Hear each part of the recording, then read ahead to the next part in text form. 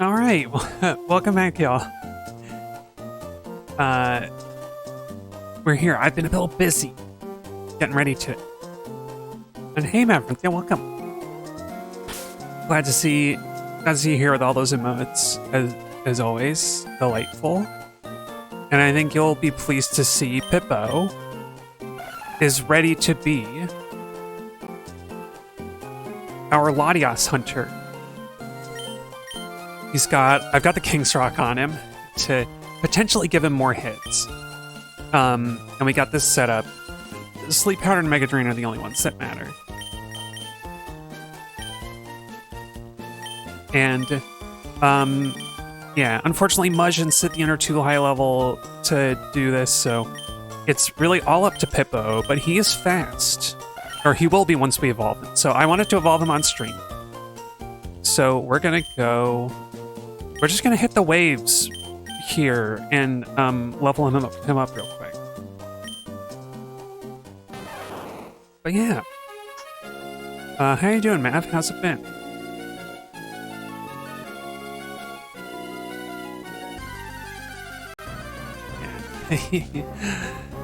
Yeah, I'm glad that we get.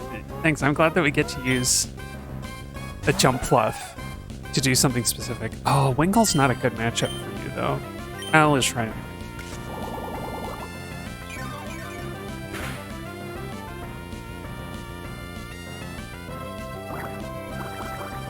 Okay. It's a wild Wingle, so it's not smart.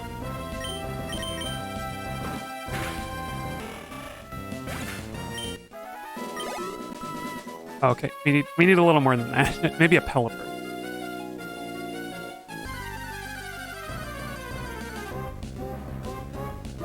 Oh, ask and you shall receive.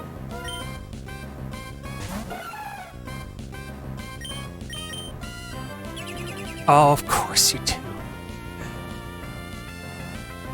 And what's funny is that Pelipper might not, because it has like Protect and Stockpile and Spit Up and stuff, it might not have a flying move. So Pippo might be like totally safe.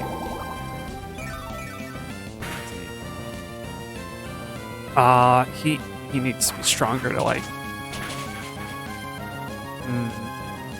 Never mind, I spoke too soon. Okay. Well, I got Brisbee coming here. But yeah. Luckily, Mav, you missed all the like boring stuff. So just trying to get Latias in the Pokédex, which I barely managed to do last time. And unfortunately... Megaphone, who I thought would be fast enough, is not fast enough, so I can't use that. Megaphone, my Exploud. But that's what we got Pippo for. Because I think he has a higher base speed than Latias does, or the same. It's something like that. Yeah, you're doing okay? That's good to hear.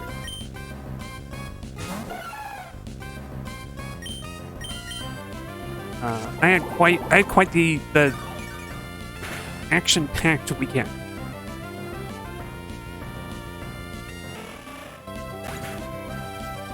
So it's this is kind of a nice, relaxing way to come down from all that. Oh, here we go, Pippo.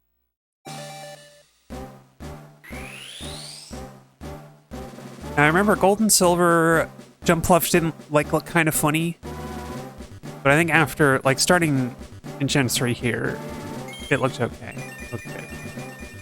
Yeah, oh, there it is. Oh, he's beautiful. Look how pretty he is. Yeah, Pippo. Okay, unless we can see how fast he is now. Got the little cat. Yeah, exactly. He's got the little cat smile mouth. 105 speed. That's pretty good. All right. I'm gonna save and then we begin.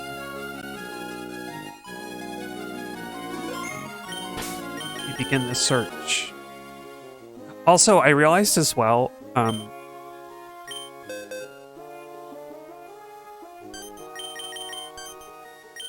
this. I think finishing this dex is what you're supposed to do to get all the to like be able to get, you know, the what's it, for Birch to give you the thing, maybe. So like I might actually have to go and get some Generation 1 and 2 Pokemon that I wasn't expecting. But we'll see. For today, all I am concerned about is the flying psychic thing, which they feel more dragon-like than anything, but they're not dragons. Actually, what's Latios? Latios has what are their, is Eon, the Eon Pokemon. Okay, I don't know what that's supposed to mean. Well, all right. Okay, come on, Pippo. Oh, that's that. The party sprite is really good. I really like it. All right, let's go. I'm following my tactics. My like informed tactics. I snuck a peek. I peered deep into the tome, into the forbidden magics. Okay, here we go. So you're there now. If I go here and then, oh, too late. Crap. I was like, wait, that was not a good idea. We'll see. Okay, yeah, so it's in like this middle region, more or less. So if it's not south, I'm gonna go south. Okay. Now, I thought it wasn't supposed to be able to do that. It wasn't supposed to be able to go back to a route that it was just at 2 moves before, but I guess it can. So, I don't know. What am I here? Okay, we're back here. Let's try going north then, because there's like water here too.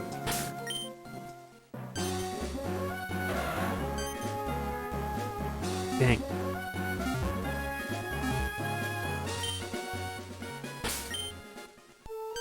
I admit the one other thing I didn't do that I really need to is I haven't prepared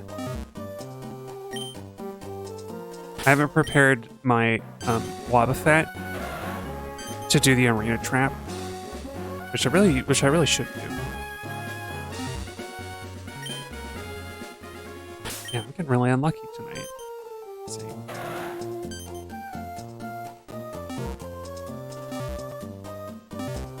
Okay, well it could turn up here again, or she. We realized last time the Latias is a she, so she might come back here. Nope. Okay, she flew across the world. All right. Now it's time to fly and make her move somewhere else. Yep. Yeah, I thought they were going to be gender neutral too, but I think Latios is 100% male and Latias is female. They might not be able to breed, that's the thing. I think they might have like the unknown egg group.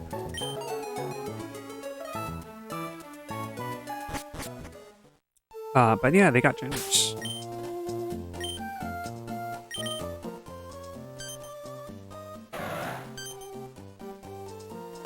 Yeah, you're way out there. You know what? I might do what I said I was gonna do before, which is to fly. No, it doesn't make sense. Because this Route 118, I discovered last time. Route 118 is the, like, it shows up the most in all the list of all the areas that Latias can go to. So it makes the most sense to keep coming back to Mauville. Okay, here we go.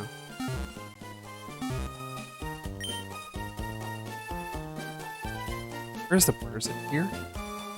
Okay, actually that's really nice. It's the end of the path is the border.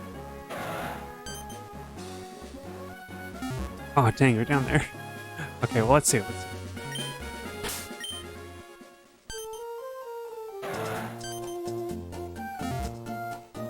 Oh, I think she moved already.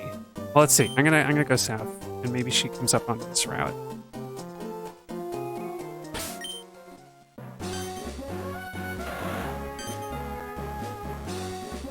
Almost? Let's see, let's see. What if...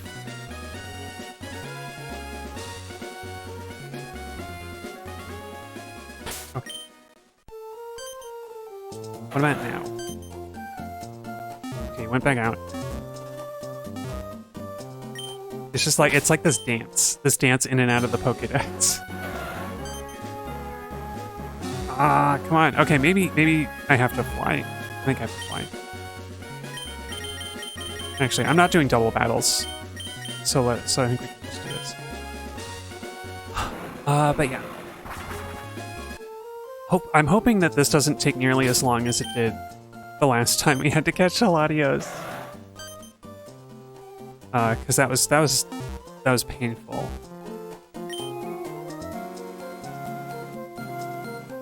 And I mean, as I learned last stream, I did things like the least efficient way I could have been doing them. So I think we're good now. The only thing this could make this worse is if I was shiny hunting.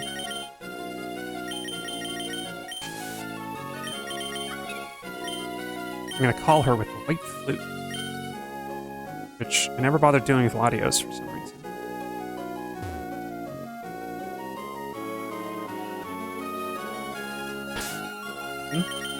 She's here, right? Yeah, okay. I was like, that's odd. I thought I would have encountered her by now. There we go.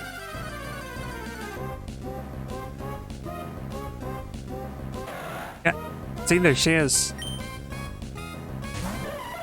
Okay, now it's time to see if Pippo's fast enough.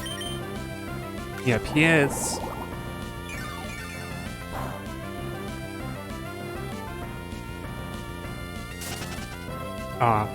Okay.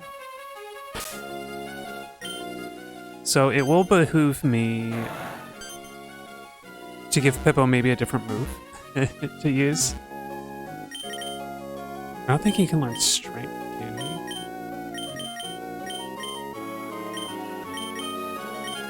I don't know why I was thinking for some reason that Mega Drain would be a good move to have. It really isn't. Maybe Return.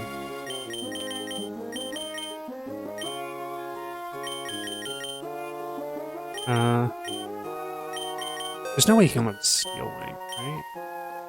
No. Nanners can. Wait, Nanners? I guess because he's big and heavy. Yeah. Oh, his attack stats are not very good.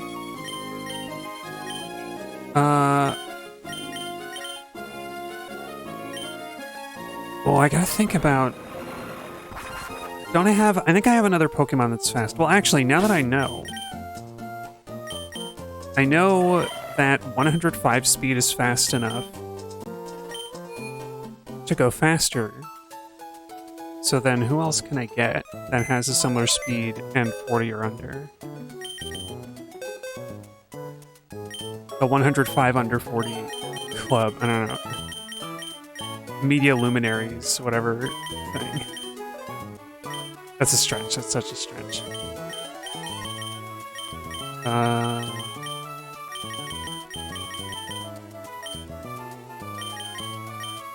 Oh yeah, Ditto. Ditto. Ditto's like the one Pokemon I can't use. What's funny is if I had a Crobat, that might actually be a really good choice.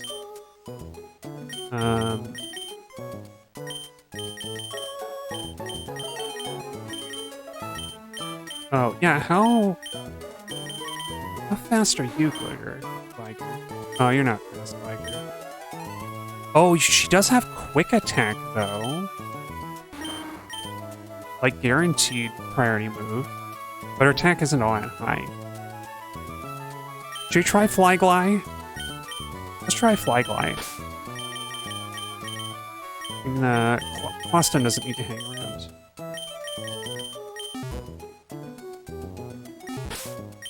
No. she'll do more damage than Pippo's Mega Drain, for sure. And if she gets lucky enough to slash, then if she gets lucky enough to you know, to hit, then that'll be good too. So yeah, let's do that.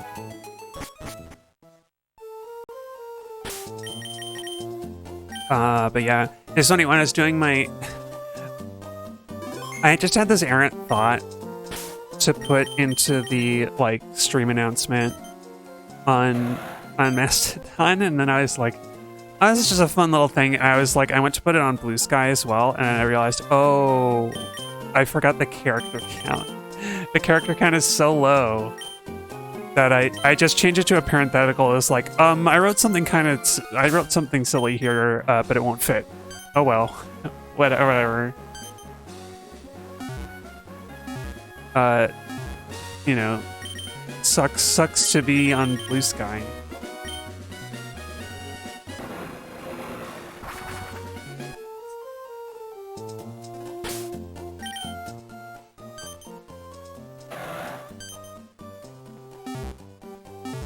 Although a lot of more famous people tend to be on Blue Sky, so I'm like, I guess this is kind of where you have to be to follow certain people.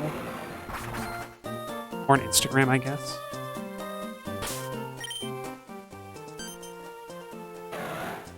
So, I'm there kind of begrudgingly. Oh, here we go. Plus, I have one or two friends who just, like, don't want to get onto Mastodon for whatever reason.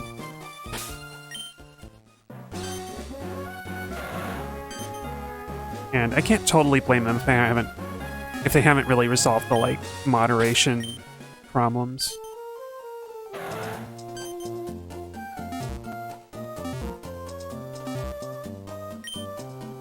Come on.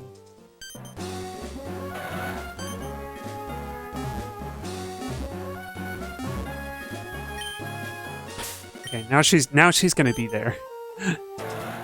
Just in time for me to not be able to go. Okay, wait.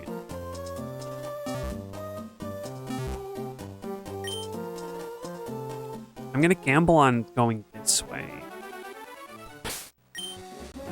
That she repeats the pattern. Right? Yes! I mean, it's not supposed to work that way, but I banked on it. And it worked.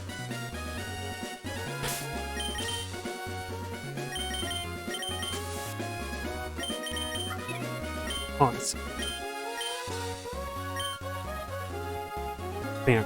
Because if I'm honest, I was watching a video of somebody, it was not even really period relevant, but it was somebody was using a like kind of like chromatic aberration and like a jitter video filter that was, it was clearly meant to look like old video or VHS, like old TV or VHS footage, but like it was so distracting.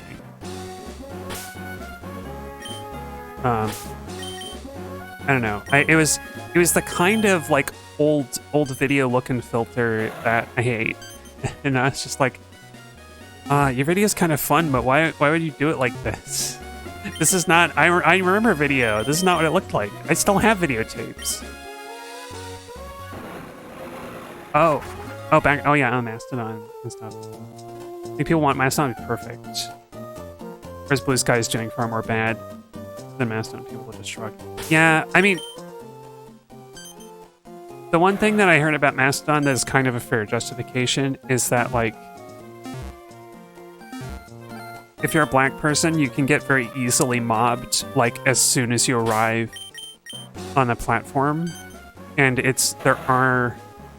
last I heard, there's still not good moderation tools around that to, like, block, like, you can block people from some, like, known bad servers, I think. But, like, otherwise you have to make, like, a totally private server space, and that kind of defeats the point of such a wide thing. Because otherwise, like, yeah, my experience with Mastodon has been really good.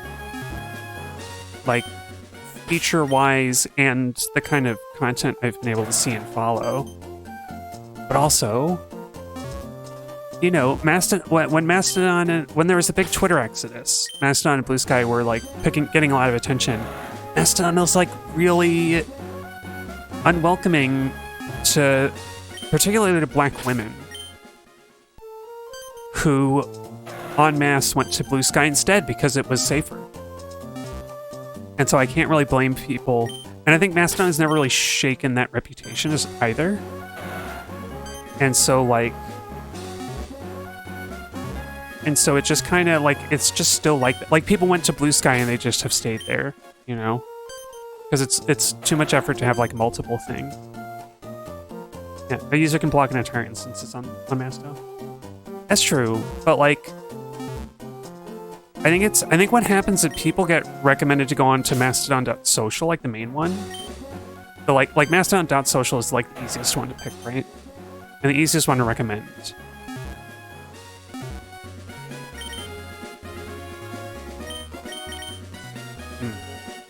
Those guys never safer. People just trick themselves into believing that. I guess so. I mean, because Blue Sky is centralized. Oh, Madeline, don't interrupt. We're having a serious conversation.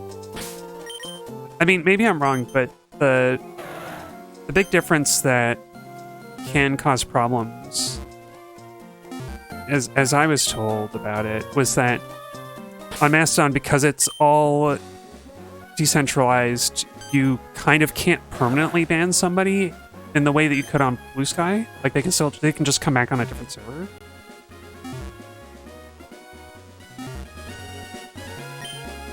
Oh, and Master.soc was blocked by a lot of instances from no moderation. Yeah. I mean, that's at the end of the day, I think Mastodon is always going to be at a disadvantage because, like, which server do you pick? Like you're prompted to pick a server, whereas Blue Sky you just sign up. Like that is enough. It's the Linux problem. It's the same problem that Linux has of like which distribution do you pick? Like, and people don't know what a distro is. I had a hard enough time convincing my dad to get on Linux, and he still like doesn't use it as he got a Mac, which has been nothing but trouble for him. He got like a Mac Mini, and I was like, if you just like you could just use the Linux one instead. But I don't know. But it's yeah, I want to give at least people I know have legitimate reasons to be like in one place and not the other, and I can understand it even if I don't like it.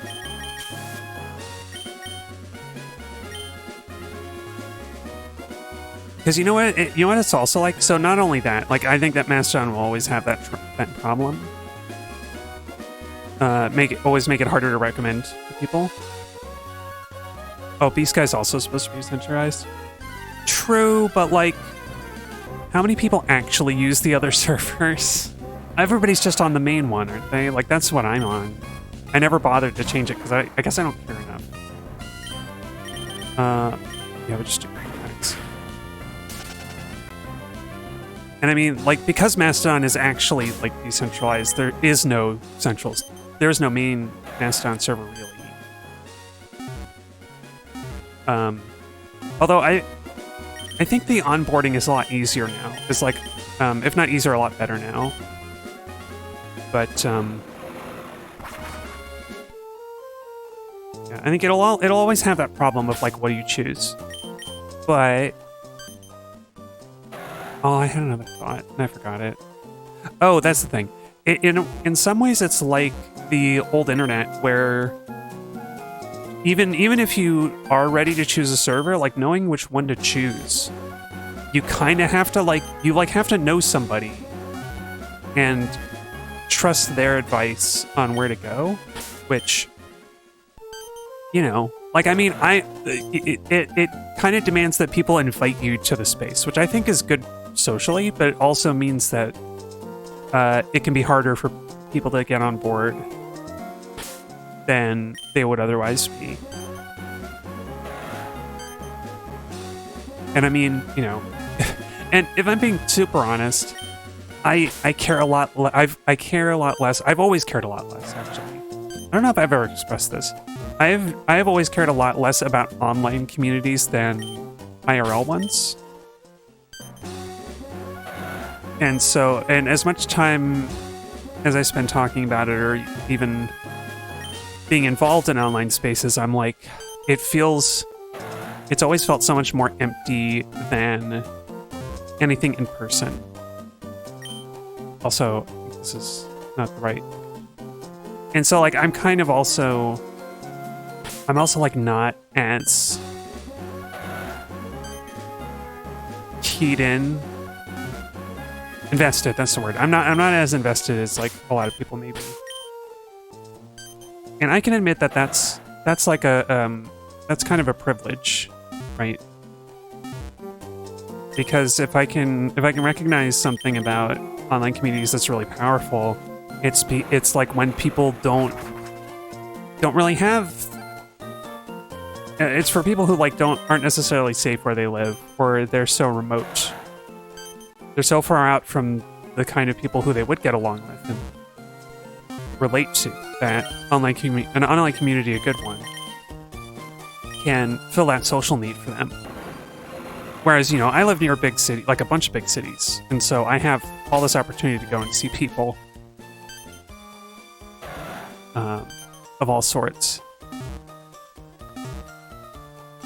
But yeah, I want to say even in that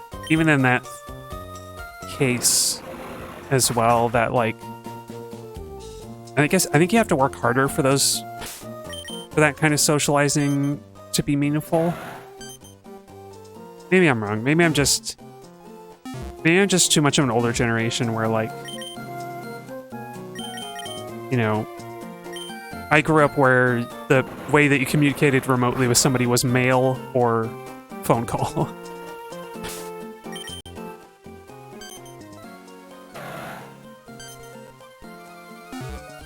And, like,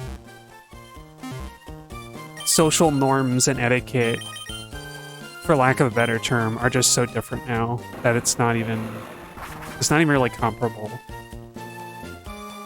the way we used to live.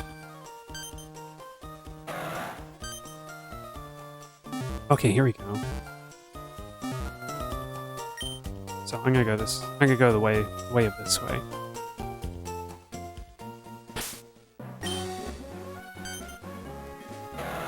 But yeah, so I kind of care. I kind of wish more people would use Mastodon, but like, really, like above that, the thing I care about more is if people would like know their neighbors. And, you know, I'm not innocent in that space where, like, I don't know a lot of my neighbors. But I think it's something that it just benefits us to do.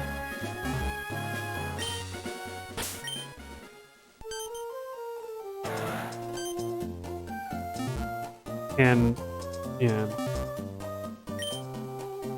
I think it's a lot of the ills of this world are because a lot of the ills of this era are because we don't know our neighbors at all.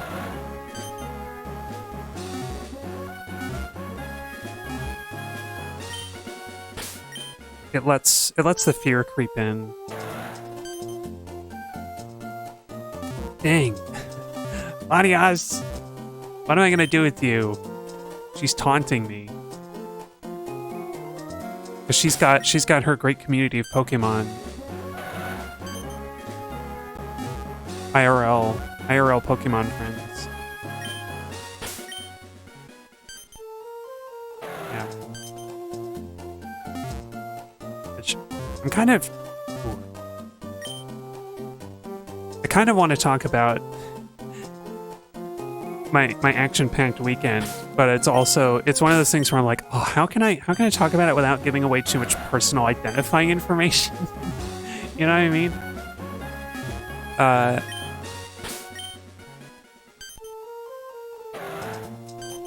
Because that I think it's a good follow-up actually to the value of IRL social interacting spaces. Because I had a feeling I should have. Because, yeah, my weekend was a bunch of stuff. Oh, what did I do? Oh, yeah. I went to a, like, kind of indie band and, like, punk kind of metal band concert. There's a bunch of, like, smaller bands that I hadn't heard of. Like, local bands. All part of this fundraiser to help immigrant families. And it was really cool and kind of radical. And I like spent almost the whole night dancing and like wore, it like really hurt my feet at the end of the night. Granted, I picked shoes that I liked. I like wore some boots that were like pretty rather than necessarily functional and necessarily comfortable.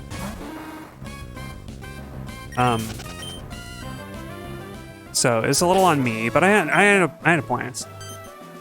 And you know, got to hang out with a few people I like and enjoy some music that I hadn't heard before, but it was like, you know, was really my speed, my vibe in the moment. And yeah, that was great. And then on another night I went to this bar that was like, had kind of a, you know, how do I phrase it? Kind of like women who love women, like happy hour kind of hangout thing. And I did a little dance in there, dance with somebody.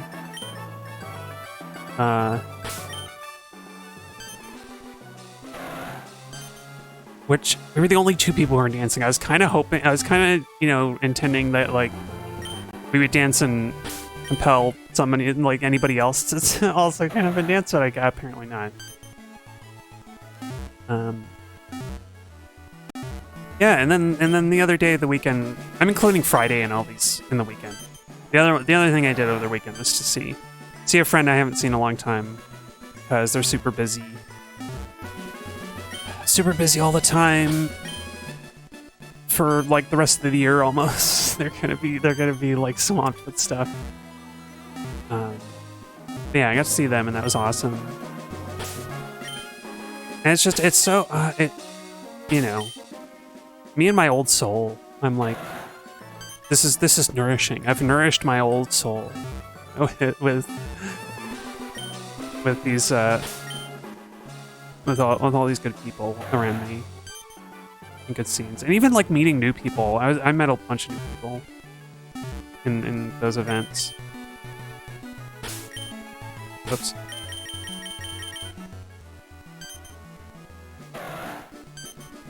Yeah. Oh, flippin' Latias. Okay. Let's see. So if I go down here, then where does she go? She like finally came to the route that I keep jumping back and forth between. Latias. Okay. So I think the game logic is like bugged because okay, Latias was on 119. She went on 118. Sorry, which is south. She went to 119, and now that I've moved to 119 and she's moved again, unless even if she changed region, she's supposed to check the last two routes that she was on, and she can't go to those. All right, so let's see where. So she should not be on Route 118 or 119. So let's see where she is. Okay, she followed the rules. I think these roamers break the rules, or there's some like extra logic I don't know about. Because if you look at the like roamer script for this game in the decompilation, you can pick apart how it works. And it's not that complicated. It's surprisingly simple. But also the in-game behavior doesn't seem to reflect it. So I don't know. Oh, she's actually around Sodopolis. I didn't know that was a location. I think it did. I just forget that that's like its own route.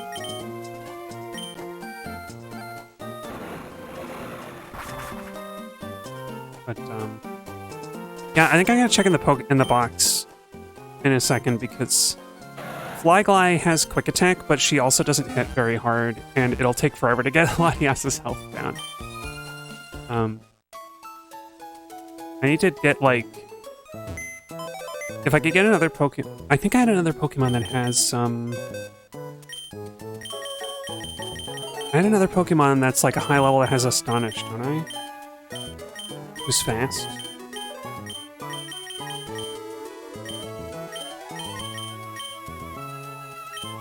Oh, not Chumpion. No. I mean, high jump kick will do like literally nothing, and it's your only damaging move. Why is that your only damaging move?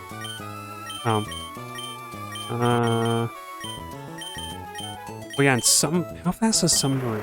Oh, Sunbury's not that fast. She would be too strong, I think, with Crunch.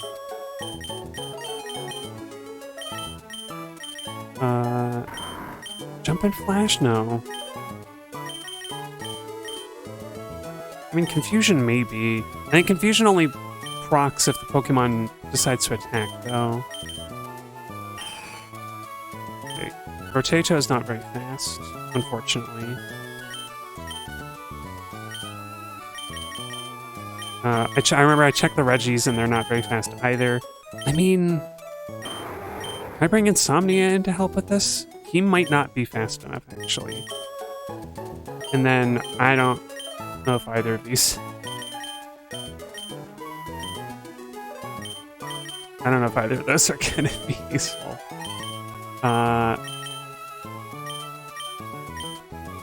Oh yeah, how fast are these ones? They're not fast, are they? Oh, damn. Bandage has 27 speed? What? This guy's feet are glued to the ground. Oh. Man, Pedalex is also slow. Actually, are you fast? No.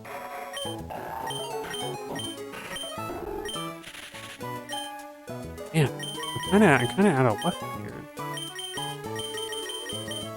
I mean, it's fine. I can still use Flyglide.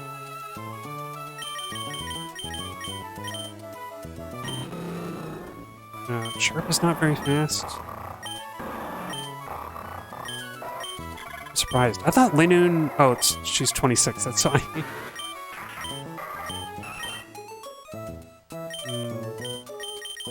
Y'all are too high level. Oh, yeah. Bo Violet. I forgot that was her name. I mean, Rollout isn't that bad of an idea. Yes, Courage. How fast are you, Courage? Oh, you're not fast. But he has Astonishing Hypnosis. It'd be really good if he was fast enough. 75 is definitely not. And I thought Willyjack. I thought Mantine was a fast Pokemon, but clearly not.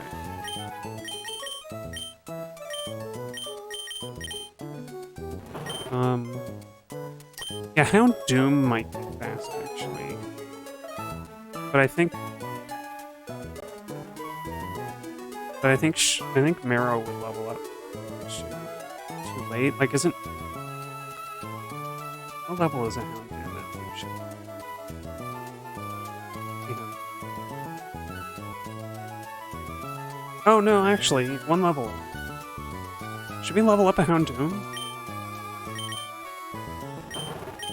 The only danger is if Bite or Feint Attack are, like, too strong. I don't know. Let's try it.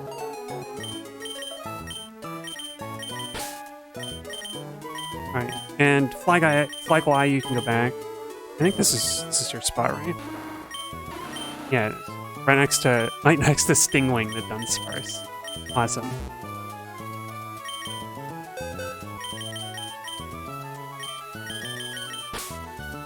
Yeah, let's get Marrow.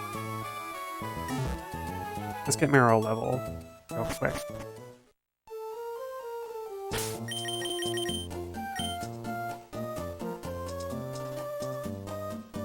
And then we'll go back.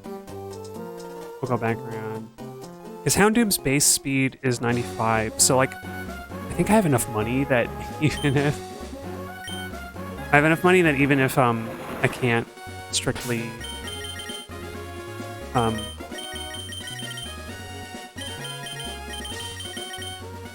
be faster, that I can speed her up. I can feed her a bunch of pills to get to go faster. That sounds really bad. I mean, it's true though. That's how Pokemon works. Feed your Pokemon pills to be stronger. They're supplements.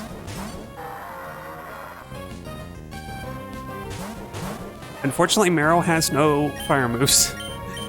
Or else, I mean, I could bite the Exploud in case that just clinches it. Let's see.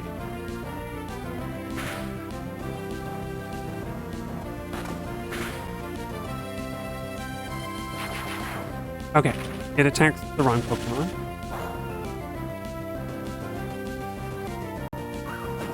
And he attacked the right one. Oh, okay. Close call. Okay, we make it. We barely make it.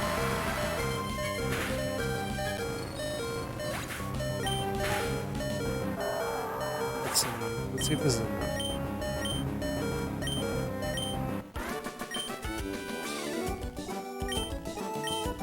Okay, I think I need to give her the experience. Sure, this works.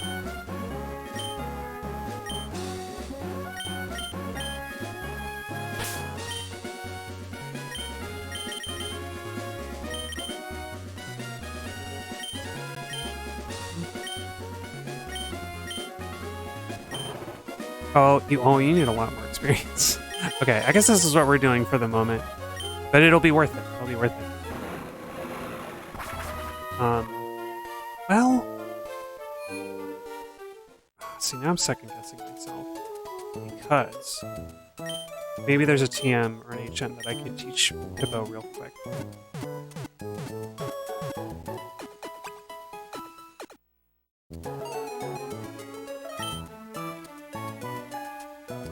Oh, you could learn Hyper Beam. Does that feel like a good idea? I don't know. I don't know if that's a good idea.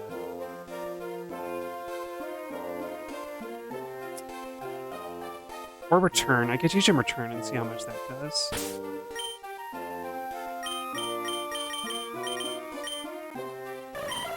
Because his attack is like way low. 61. Compared to Marrow's like pretty good special attack. See, that's the thing. The more I think about it, I don't think Marrow can. I don't think Marrow can avoid knocking out. Oh, not the expansion. I think Marrow, even a bite will mean that Marrow knocks out knocks out the Latias rather than catching it. So let's see. I'm gonna save first, and then we're going to teach Return and see how much damage it does. So...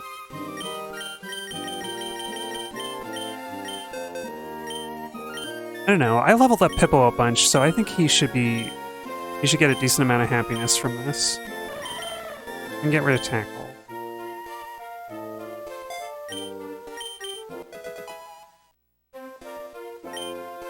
Well, now, without saving from here forth, let's continue the quest.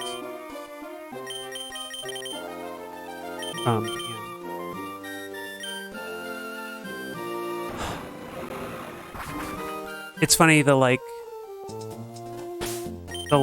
kind of lesbian get-together thing that I did, or meetup thing. I remembered exactly how socially awkward I am, and like not at all prepared to like IRL dating environments. But of course, that's like, it's humbling. Being humbled is like a good thing, and like, it's good practice.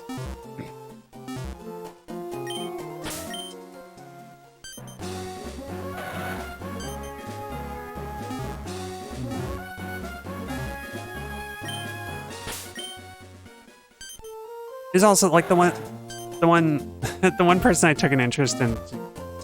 She kind of turned out to be a cigarette smoker, and I'm like, oh, I don't know, I can't do cigarettes. I can't date somebody who's smoking. Sorry. So I just gotta go back. I just gotta try. I just gotta keep putting myself out there. Oh wait, do I not have the repel on? I do not have the repel on. Hi Minun. I was not supposed to see. I was not supposed to encounter you right now. There. We get Pippo swaying back and forth in the wind.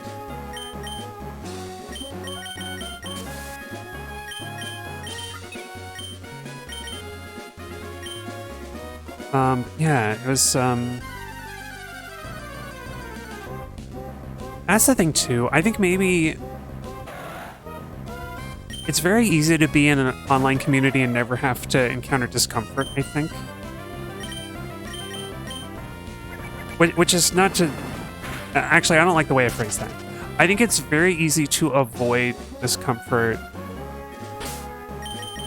in, like, by curating... Oh, excuse me. By curating the kind of online community that you're in. In this, and not in the sense that, like... I'm sure y'all can...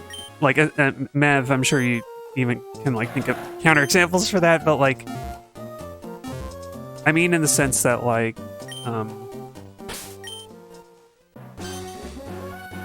if you're, like, talking to somebody in a social space, you can, like, look up their chat history and their profile and stuff and get, like, even if it's inaccurate, you can kind of convince yourself of what kind of person they are. But you can't do that in real life. Not really. Unless you're, like, super stalkery.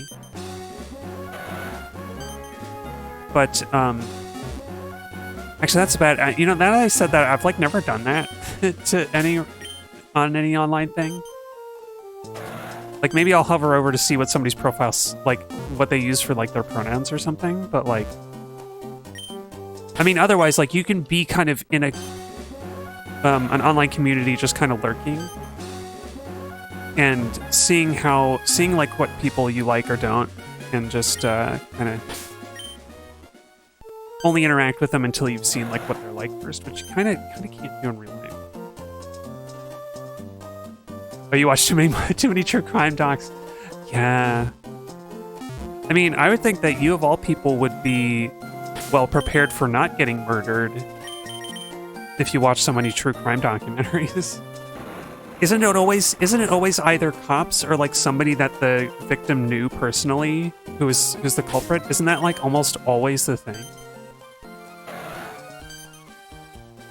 It's like you're most likely to have violence committed against you by either somebody you know or by law enforcement. Yeah, save for serial killer. Well, yeah.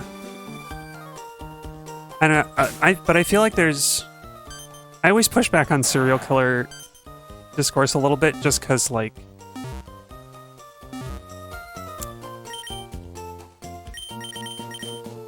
I don't know. I don't know how I want to say what I feel. I feel like there's like this sort of an exaggerated panic around serial killers, right? Like, they exist and they've been able to get away with terrible things. But, like, how likely are you to get, like, hit by a car crossing the road rather than, like, you know, murdered by the next, you know, infamous manipulative serial killer? Yeah. Well, if he was a good boyfriend until they got married and then he turned into a monster. I mean, well, there you go. That was somebody that she knew, right? That's an instance of, like, somebody who she knew personally, and then and because they were close and he had trust in her, she had trust in him, rather, or whatever. I mean, actually, you know what? I'm presuming I shouldn't do that because you didn't say that. You only said that he was a good boyfriend. But, like, so, like, whoever got married had a lot of trust in this person they thought they knew personally.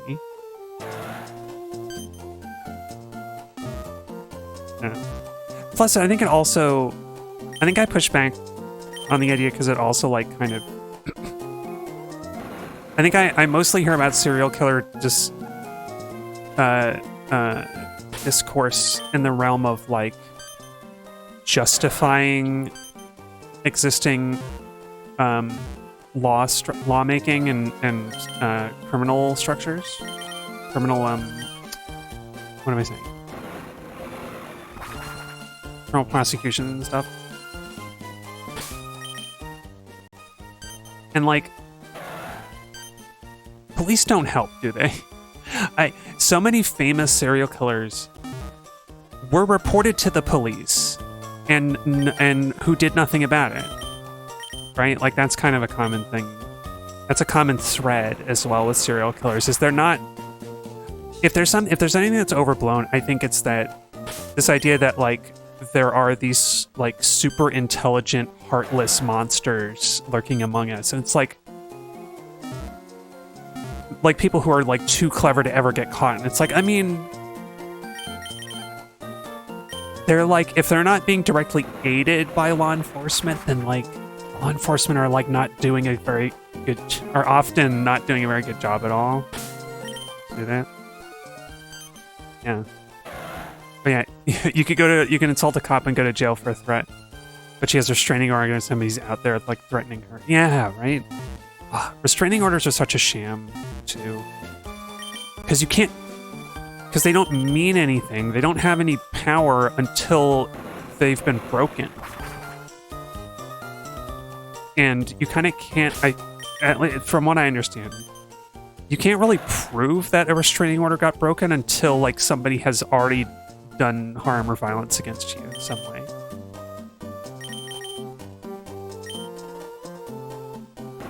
It's also like how somebody can't be considered a missing person until they've been missing for, like, 48 hours, I think.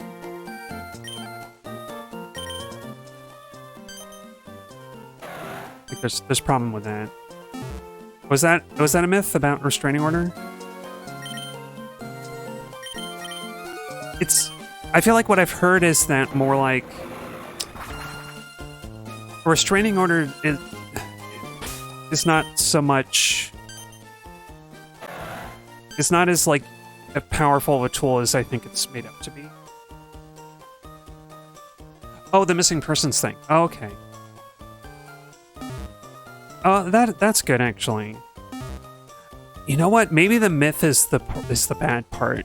That people are told or otherwise assume for some reason that they can't report somebody missing yet. That's weird. Yeah, I don't know why. I don't know where I heard about it, and I don't know how I got the myth.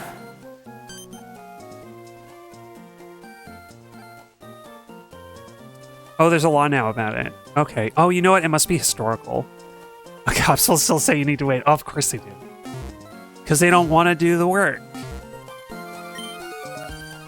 They don't want to do the work.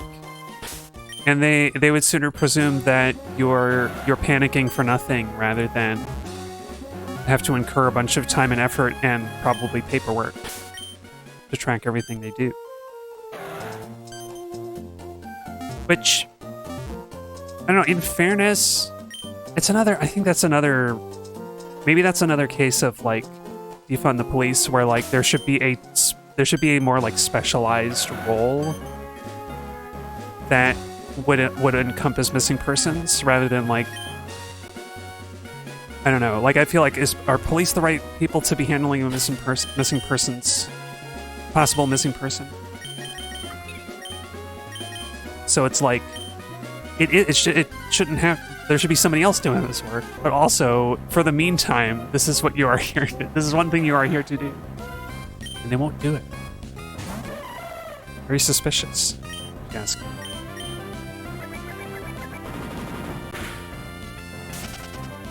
Dang.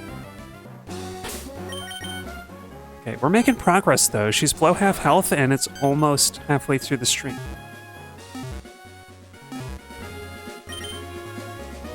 Well, you know what? I'm gonna save here.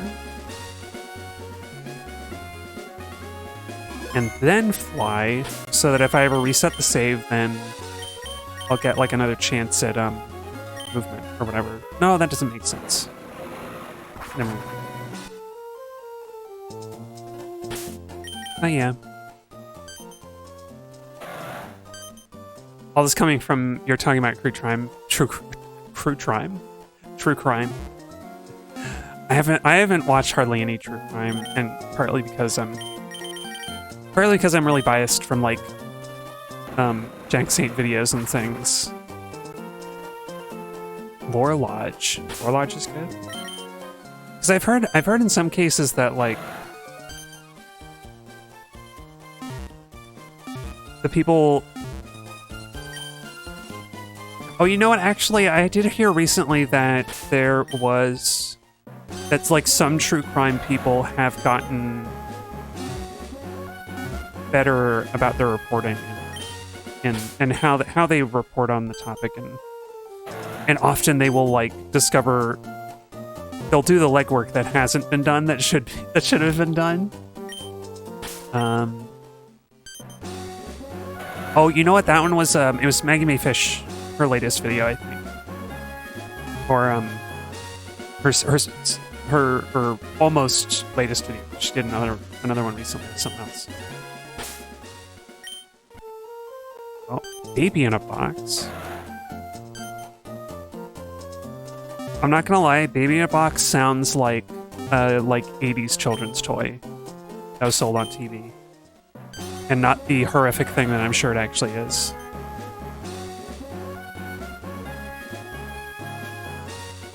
Lore Lodge missing Enigma in the room.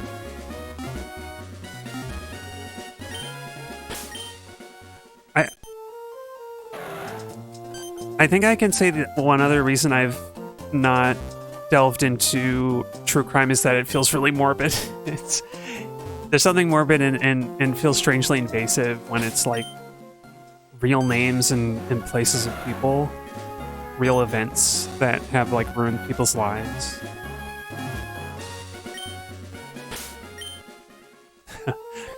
Oh, hey, welcome back, Foxhorse. Moms love it. I mean, maybe somebody's moms. I don't think my mom likes true crime. I'm pretty sure she doesn't. I guess I never really asked her, but she's like she writes horror stories, so I think the real stuff is not appealing.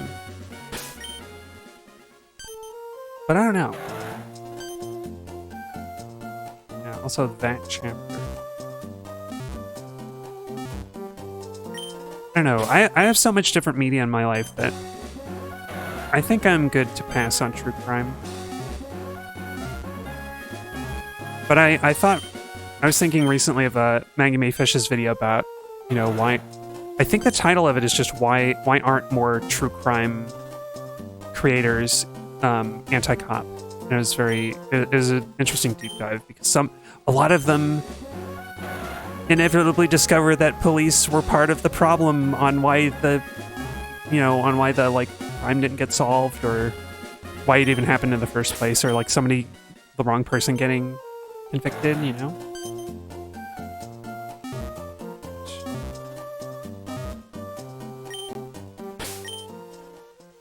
Yeah. Also, welcome Boxers to the middle of true crime talk while I'm chasing Latias. How you doing? I haven't seen you around in a while. I hope the discourse didn't like immediately put you off.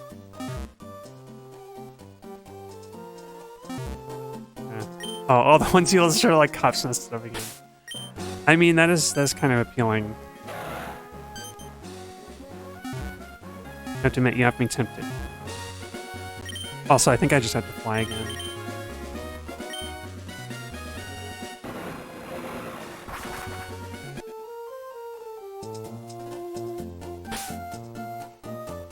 Yeah, are you still hungry? So it hasn't scared you away. That's good. Okay, cool. Latias is back over here.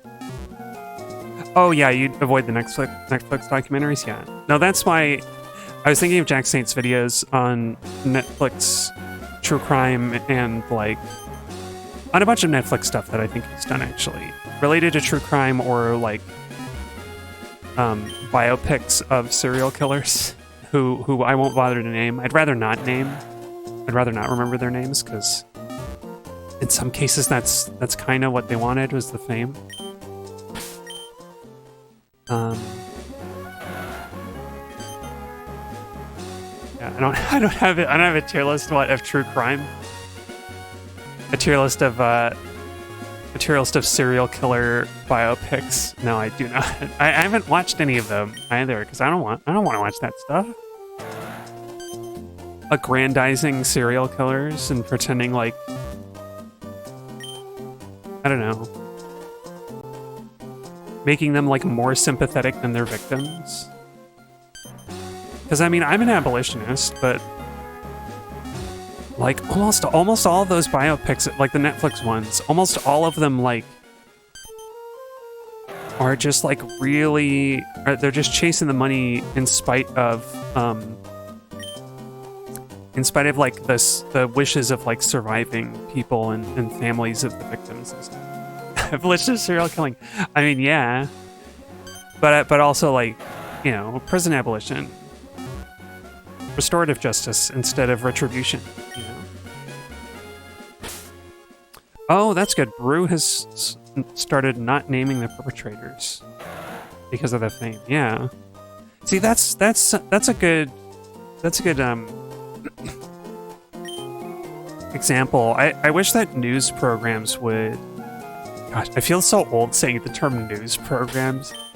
I feel like news segments that talk about any like violent crime like that, I think would do well to focus entirely on remembering the victims. You know, if they don't want to be named, you know, if the families don't want their names to be out or whatever, I think that should be respected. But like recognizing that, like, you know, instead of opening your news segment with like this, you know, this man so and so, and putting his face on screen and being like, here's the limelight to the latest, you know, school shooter of the week or whatever. It would be a huge step for like news channels to like stop doing that shit.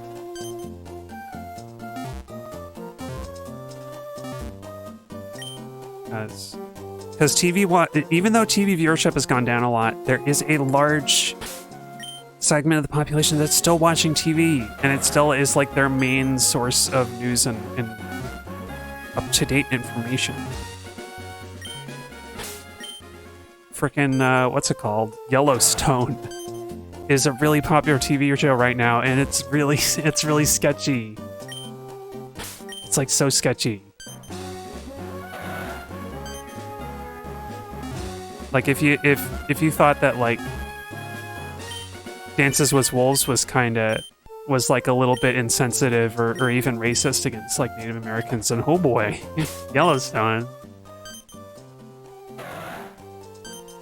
They're like white people masquerading around as if they were the victims. As if the kind of things that our country is doing to Native Americans got done to them. Wow. How'd they imagine that?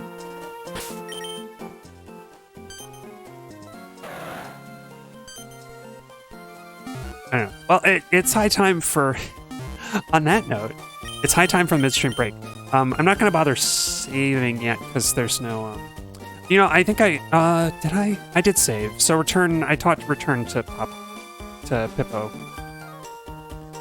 So I'll be back in a few minutes. Enjoy the music, and I will... I'll return to keep pursuing the Latias. Which one? Oh, this is good. We get some Beyond Good and Evil. Speaking of all this, like, moral stuff. Beyond Good and Evil's good.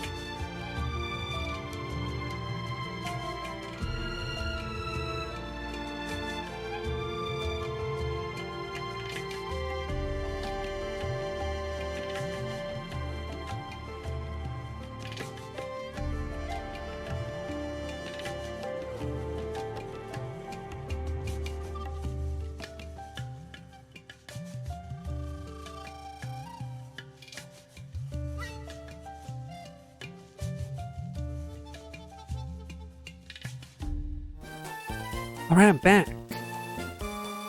Oh yeah, oh yeah, I have all of the Yellowstone spin-offs. Yeah, I feel like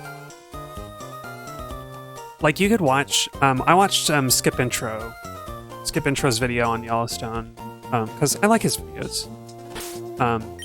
But all you really need to know is that it's bad. It's a bad show. It's like really bad. Oh, it's so bad. It's bad in like. It's bad in a sneaky way, where like, if you're like a white person, especially, it's very easy to like get kind of roped into it and not recognize all the problems with it. There are moments though. the one that is like the thumbnail, I think, for his video is like, what's his name? I was gonna say Kevin Kline. That's not his name. Kevin Costner. Oh my gosh, Kevin Kline in this show would have been hilarious. But no, Kevin Costner is like talking to this like young Native American woman who's like talking about, I don't know, like the historical and honestly ongoing, but like all the like oppression of her people. And then she's like, at the end of it, she says, but you're the Indian now. It's like, hang on a minute. Hang on just 1 second. All these terrible things, people trying to take away your land. I think that was part of it. There's a big thing of that show is like, you know, this is our land that are and they go out of the way to have some like, either in one of their spin-offs or in a kind of in a flashback to history and the like characters' ancestors, they have some moment of like, you know, the natives who lived on the land, like, you know, giving them the blessing to have these so and so acres or whatever that they maintain to this day. And so there's this like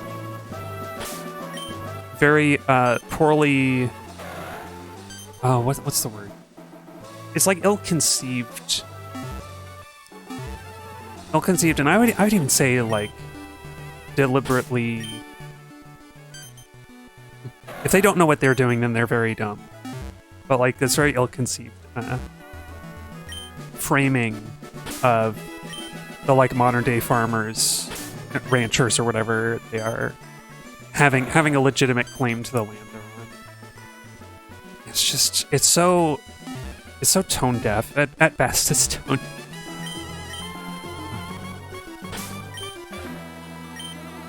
Yeah. I don't even want to say some of the other bad stuff that they do.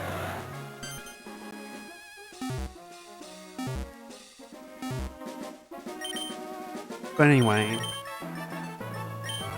what about good things? What are the good things? I was talking about the good things earlier. Going out to a fundraiser, punk rock fundraiser.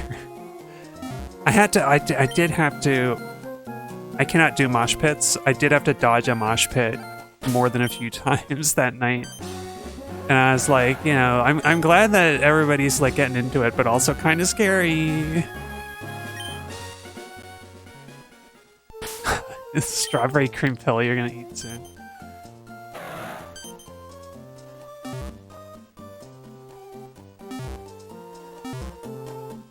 Is that a real thing, or are you doing a jokey?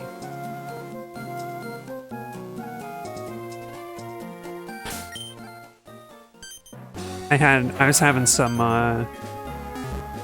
Nerds gummies or something. What were they? It's like, you know, like a gel and gummy thing that's got like nerds, like Wonka nerds around it. And it's kind of tasty. Oh, a bougie pastry thing Brother Bat brought for Mother's Day. Oh, that sounds so nice. I thought it was a joke about like how you're about to go to sleep. You're gonna go to sleep soon. Yeah, no, yeah, I love nerds. I'm a tangy candy gal. I would have those like I would eat like the whole bag of sour Skittles, and it definitely contributed to ruining my teeth. Because I would get one at like the movie theater, and then like through the movie you finish the whole bag, and at the end I could feel like my teeth had that like weird. There's this weird like tacky like remaining thing in my mouth of like probably the acid like eating away at my teeth. And these days they're not great. Somebody could mistake me for a chain smoker if they didn't know better. We've been making sour raisins. Do you mean that you've been actually sun drying them, or like you start with raisins? Do you start with the raisins as raisins, or are you making them from grapes?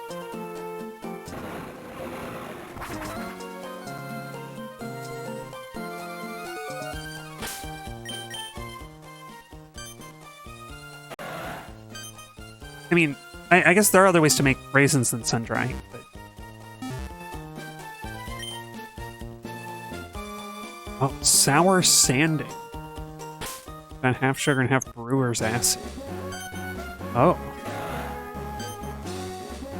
I guess that the acid blend... The acid blend is kind of an adhesive that like gets the sugar to stick to them. And like also make it sour. Oh, they're like Sour Patch raisins?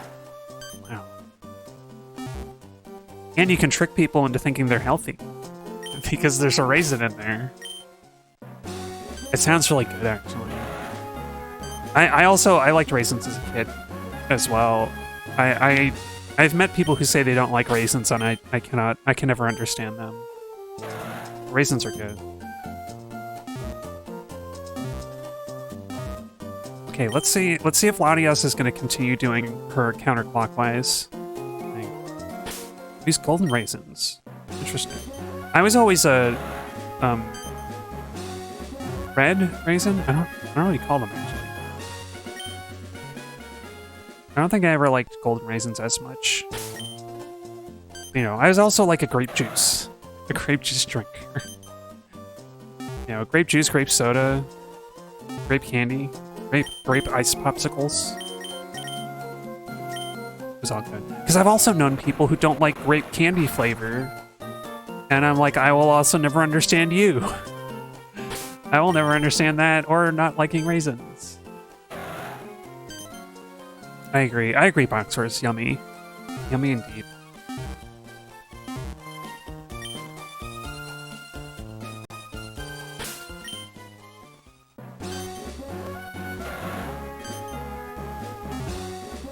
I'm sure there's a dark place we could take raisin discourse, but I don't care to do it. We found a lighter topic. Oh, Latias, don't do this to me.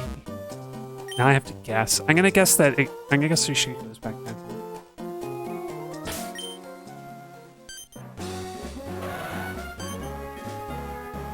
Dang. Oh, she just left.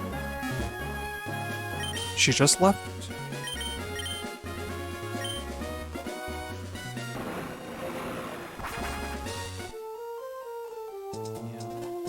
Oh, in a roundabout way, I'm reminded that I was gonna make some.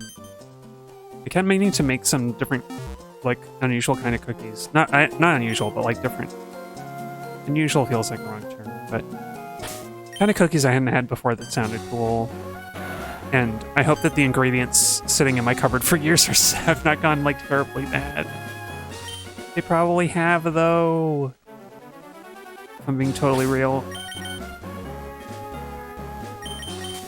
Yeah, I was... I forgot what it's called. I think it's a German cookie. It's called like a... Pfeffernuss? Pfeffer for pepper? Like you put black pepper in it as part of it. And apparently, you would think it would make it spicy, but apparently it doesn't. Like you don't really taste the pepper in the end. But, it sounded like a cool recipe. Yeah, you heard they sound good? I wanted to make them for, like, Christmas, like, several years ago, and I still have a bunch of the ingredients. Yeah, I don't know. It's just kind of... I just don't use my stove or oven very much. Not especially since I got like a little individual induction burner that I use to do like tea and stuff. Because my tea kettle is compatible. Oh, you want a chocolate snowball cookies? Chocolate snowball cookies, you say? Is that like you do powdered sugar to do the snowball? Raisins, alright. Not a fan of raisins, Mav.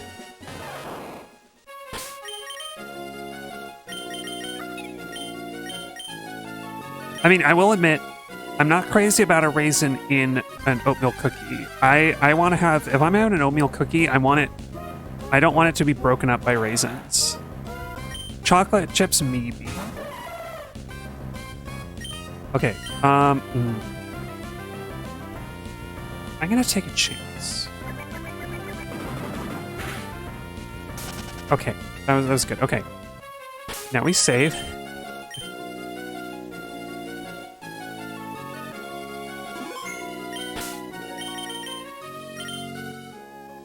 Getting very close, y'all.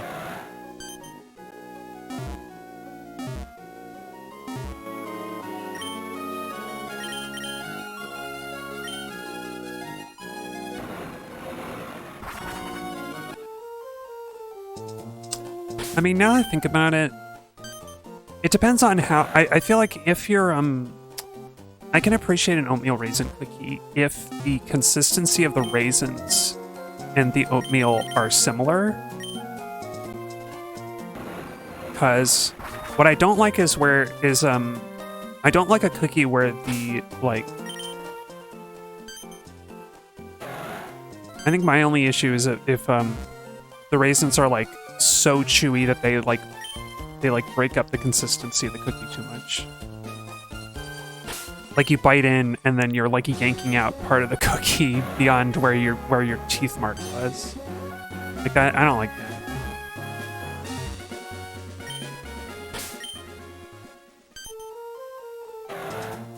But I think I've had some oatmeal raisins cookies that like actually did a good job.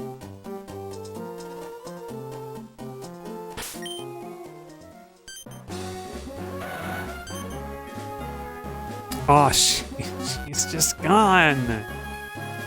Latias is pranking me.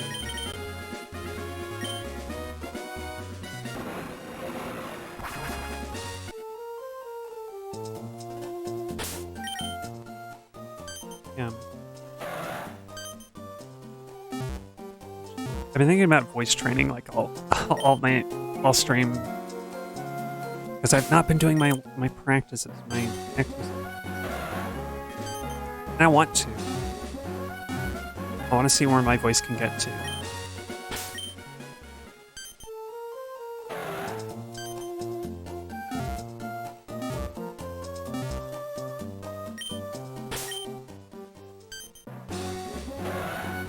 But, you know, it's hard to form that kind of habit, I think.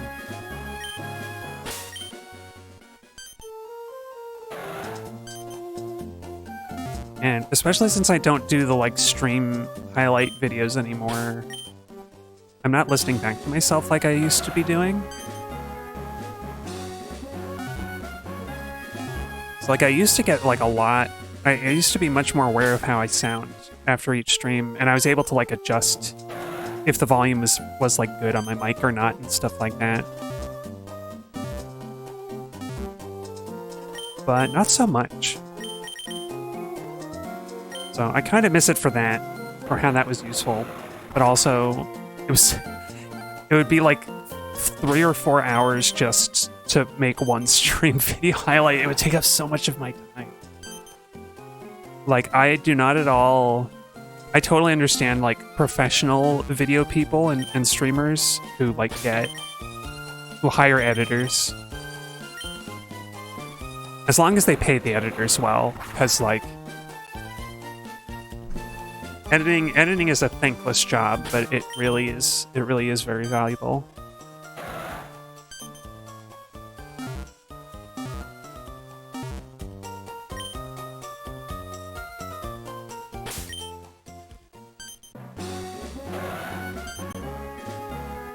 perfect. Okay.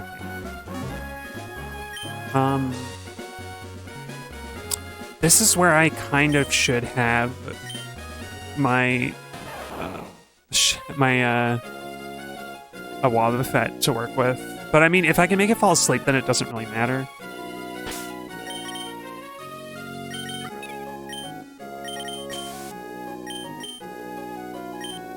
So here's what we're gonna do. I'm gonna try a Mega Drain to bring her health down a bit more.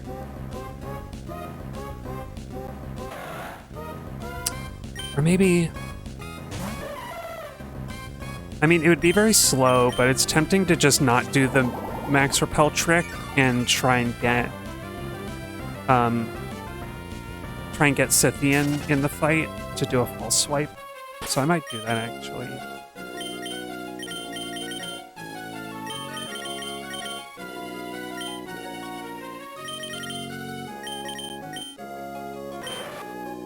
I'm disappointed that I haven't gotten any quick King's Rock procs yet.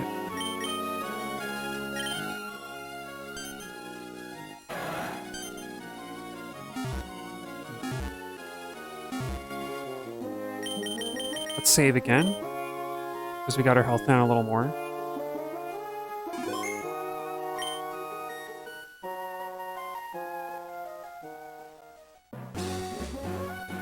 And then I want to like wear out the max repel so I can try this. I can try and get a false swipe in there, because that'd be really good.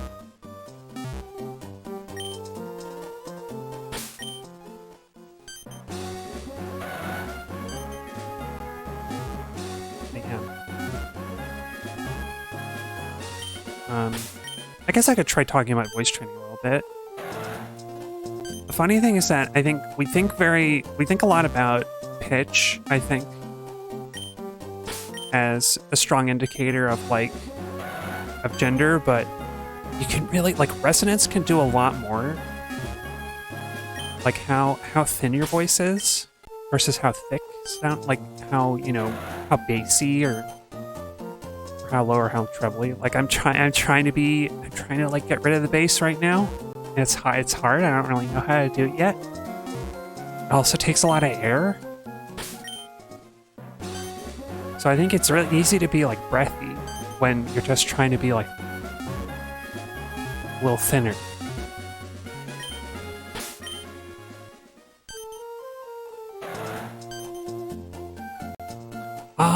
Flip.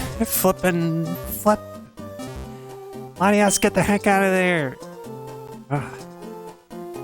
I was just there. Let's go for the clockwise approach.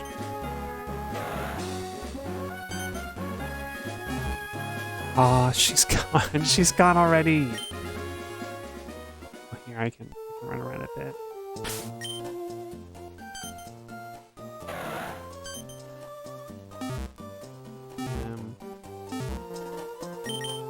So in a way, I kind of miss... Well, actually, if I go in and out of a building, does that count as, like, making Latias go?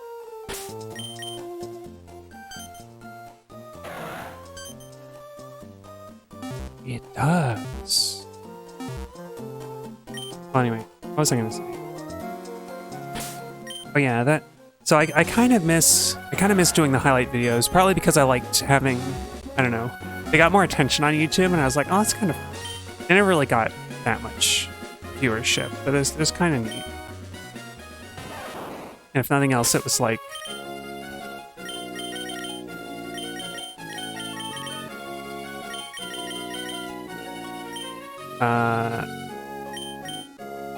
But I was also able to pay attention and like see how much better I was getting at like enunciation and stuff over the years, because I feel really embarrassed going back to any of my old videos to like rewatch them, but I would, you know, I had to listen back to my own voice a lot, and you can kind of learn a bit from that.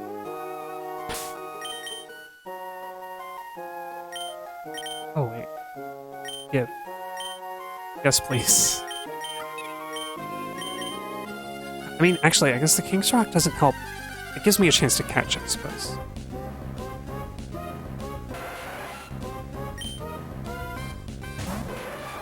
But yeah. I mean, I can still watch back the streams, I guess, if I wanted to, but I kind of really don't want to. I guess that's the difference, right? Is I still do have a record of how my speaking has changed, improved, or worsened, but I'm not forcing myself to listen to it right on a regular basis anymore. And that feels very strange. Oh, here we go. It's like there's like no encounters here. What's going on? Like Latias is here somewhere. Right? She's still here? Yeah.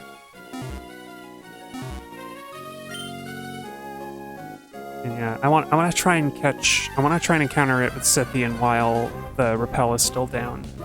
Since the rappel's gone. We can see just how much harder it is without the rappel trick to even encounter the monster. Yeah, that was 5. So what is there like a 10% chance of encountering a roamer or something like that? 5%, 10%? Or just having a regular encounter?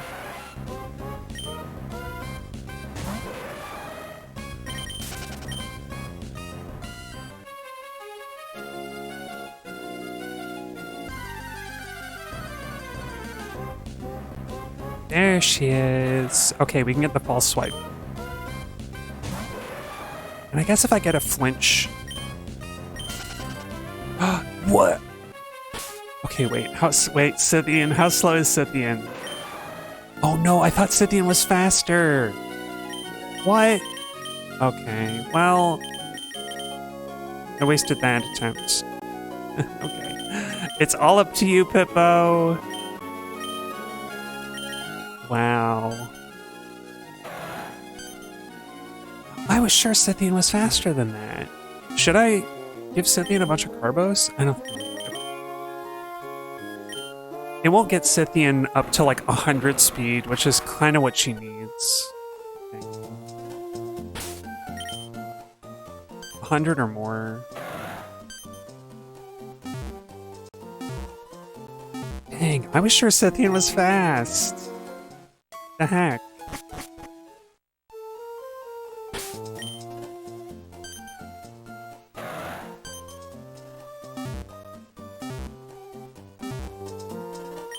You know what's funny is that I didn't correct the RNG bug in Emerald, the like random the seed generation.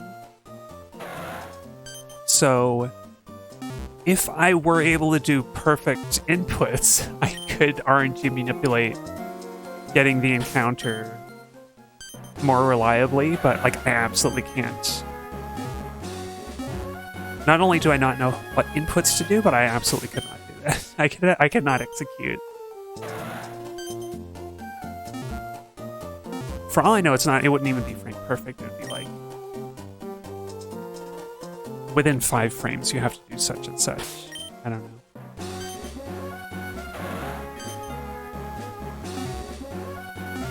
Oh, Latias. Latias, you sneak. You sneaky what's it, Pokemon?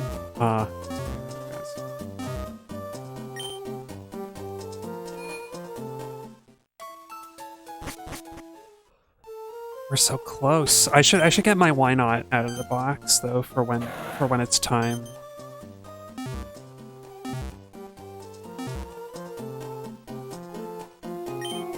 Oh, except that I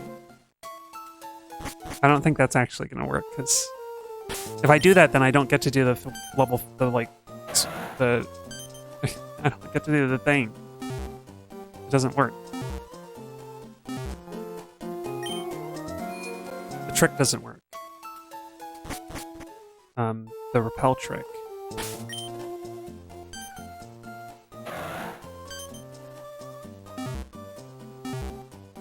Let's try here.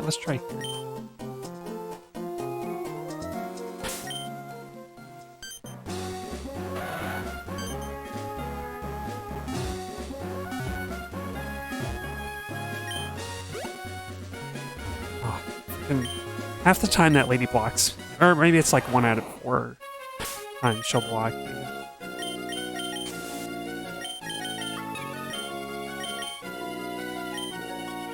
Yeah, I meant to train up my Why Not to level 40 and then evolve it on stream as well, but I forgot. I didn't have time with all my dancing over the weekend. I was too busy dancing.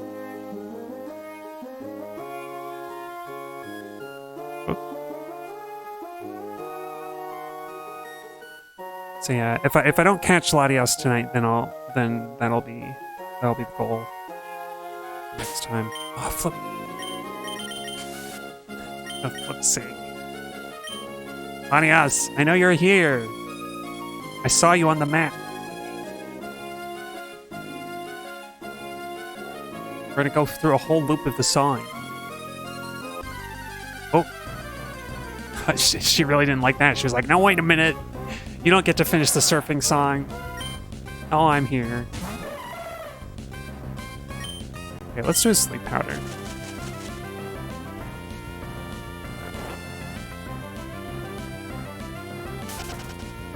Cool.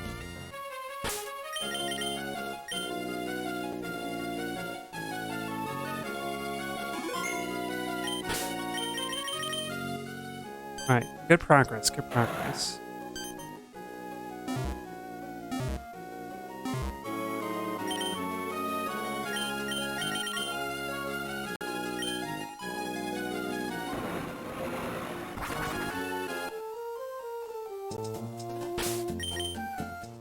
Oh, I know what I could talk about.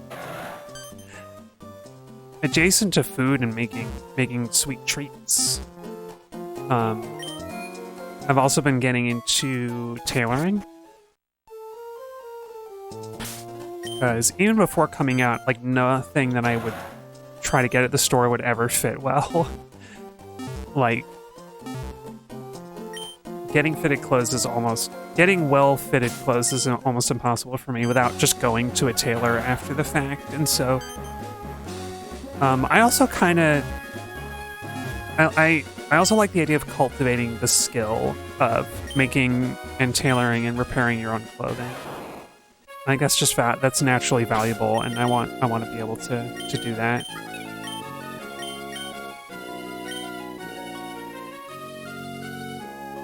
And so I've been looking up, I've been following some like YouTube people who do clothing, like historical fashion even, because if there's one thing that's fallen out of practice, it's making your own clothing, and historical clothing tends to, tends to have, actually I better wait. Historical clothing tends to have, or what am I saying? It tends to be easier to make, as long as it's like common people's clothing, and not, and not like the rich, the wealthy, the kings and the queens and the emperors. But like common people's clothing tends to be relatively easy to make, because like you kind of had to be able, like anybody had to be able to make it more or less,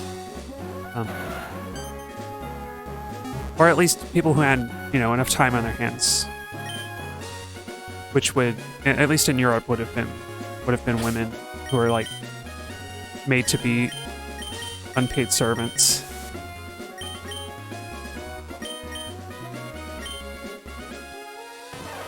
But yeah,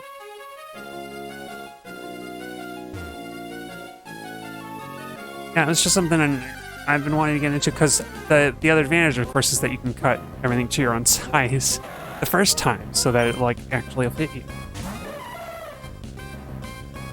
Here, I'm gonna try another cheeky Mega Drain. Not knock her out. Okay, that works. All right.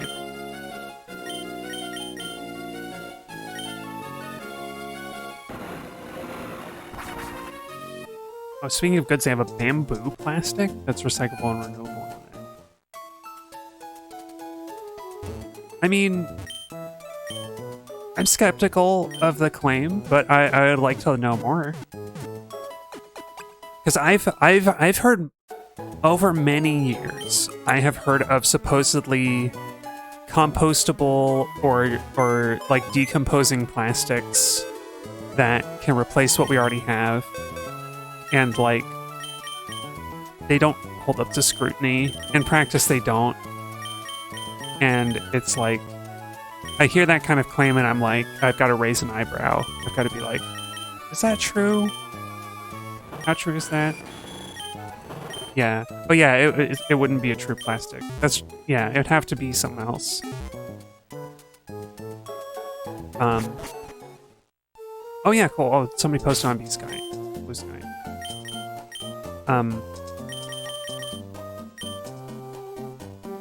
Whoa, 90 hours on the minute. Look at that. Oh, we're never gonna see that again. I imagine we're gonna see 100 hours though, with all the other leveling I still have to do. But yeah, because I mean, you know, if anything, my question is like, what does recycling look like? What is recycling for a bamboo-based kind of plastic replacement look like? Because if it's expensive to do, or it requires really specialized equipment, then it's not going to happen.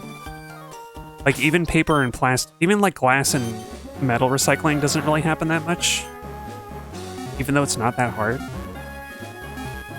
Well, I don't know about glass. Glass recycling might actually be really difficult. Less difficult than plastic, but I think because there's like all the stuff that gets put into glass to make it safe to use. And a lot of glass will have a plastic coating.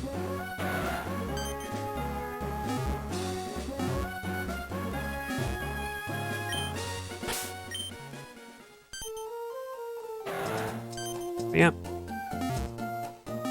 I feel like the other thing that makes me skeptical is that I wonder if replacing plastics is more so like if we already have other containers that are good.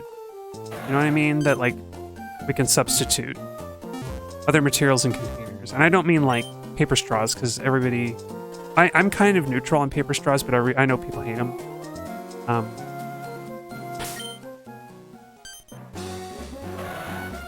Like, I don't know why metal straws get a bad rap, because they're good.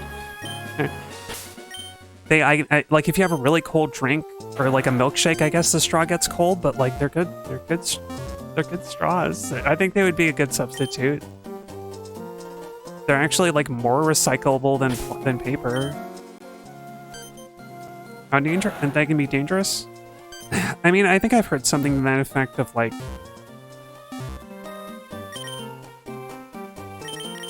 I don't know. I'm a little skeptical of that idea, because like putting a fork in your mouth can be dangerous. Like the tines are sharp. So it's it's on the user to be smart about it. Like if anything, because I have a metal straw that is, it's naturally bent. It's got a bent angle, so if I did pull on it too hard, it would stop short of, you know, doing anything. But like also, I don't know, I've used it for years the way I would use any normal straw, and I don't know. I'm a little suspicious of it, but like also the people complaining about paper straws are like, I mean, you know, would you try a metal straw if you really hated a paper one that much? I don't know. Maybe you could also design a paper straw, a metal straw, so that it's like not dangerous. Oh, drinking while you're walking?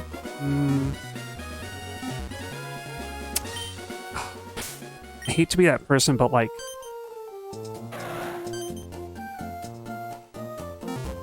I feel like don't drink while you're walking.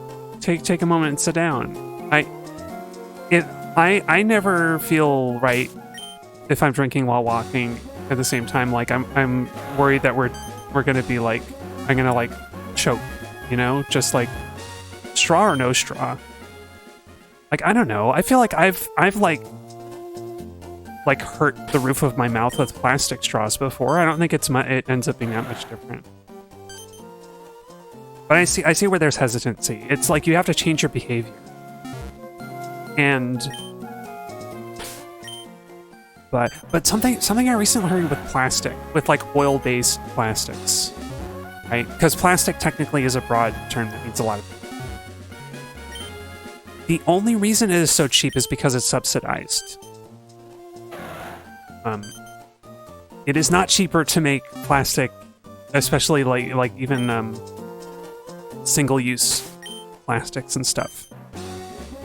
But its production is subsidized, and so it ends up being cheaper down the line. So there's like this structural element.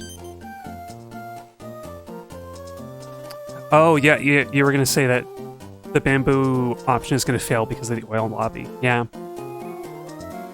I mean, if the oil supply, if the oil supply is drying up early because of this stupid war, then maybe maybe everybody will be forced to make the big change that we should have done like 50 years ago. All the big changes. I don't like that this is what it would take to do that, but oil lobby is not going to be very convincing when like there's no oil left to buy, and there's no oil coming out of oil-rich countries.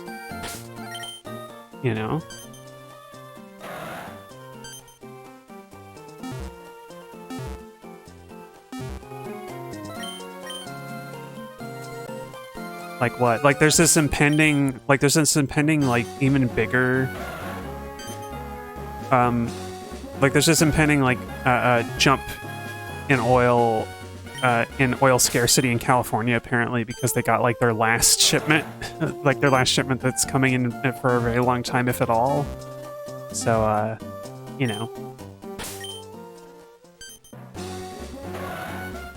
we found the darkness again. We're back. We're back in the dark.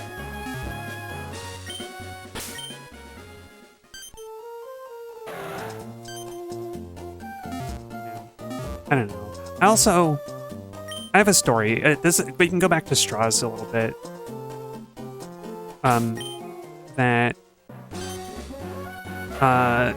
years ago when I visited family who are gone now, so, rest in peace.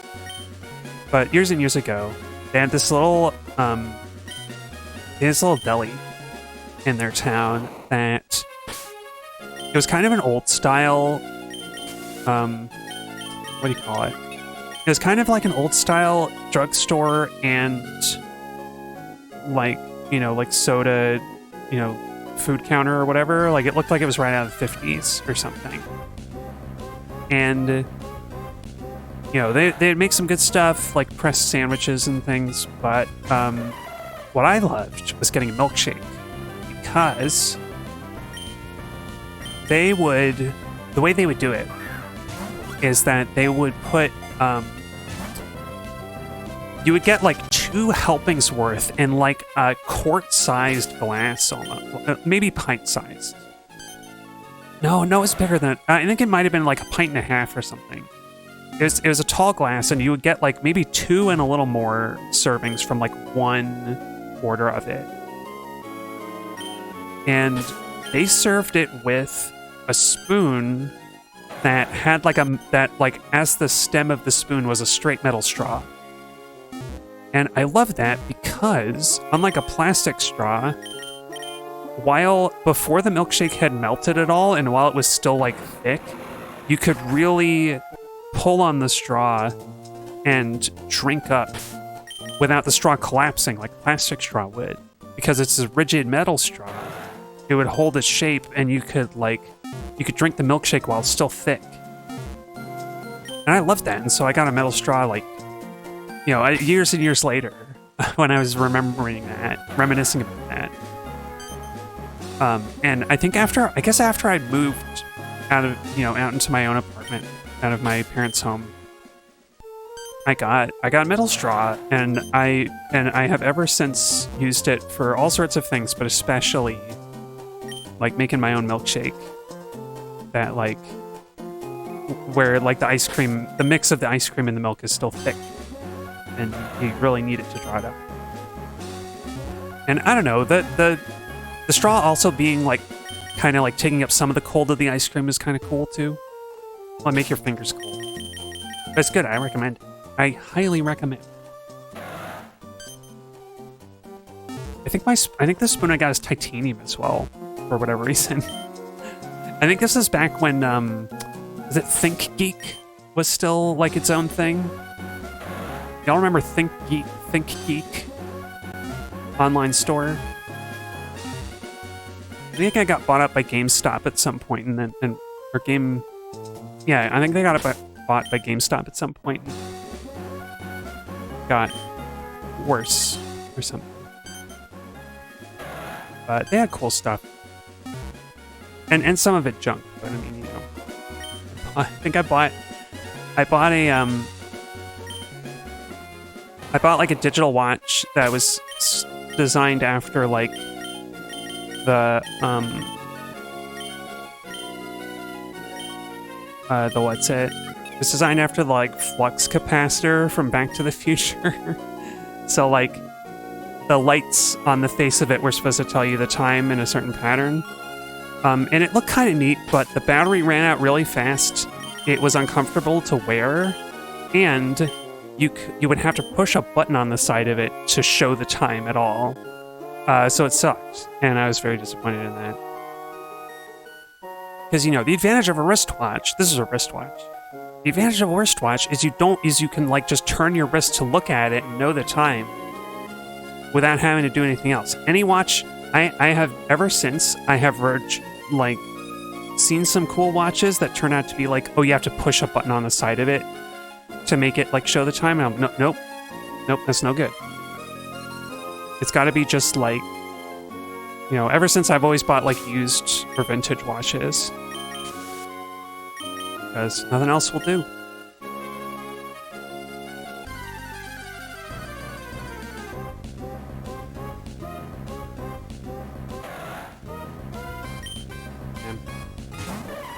I'm really envious of the later generations where they made false swipe into a TM. Just apropos of nothing.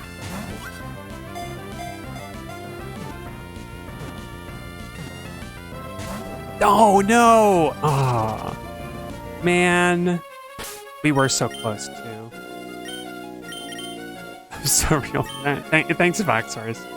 Oh, also, I gotta plug in my charging cable.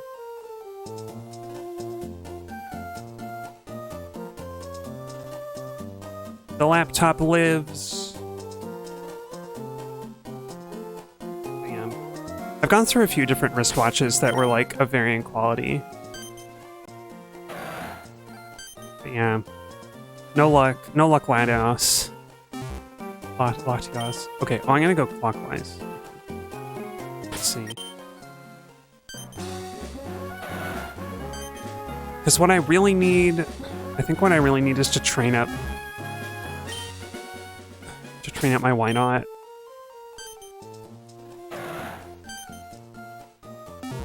Get her up to level 40.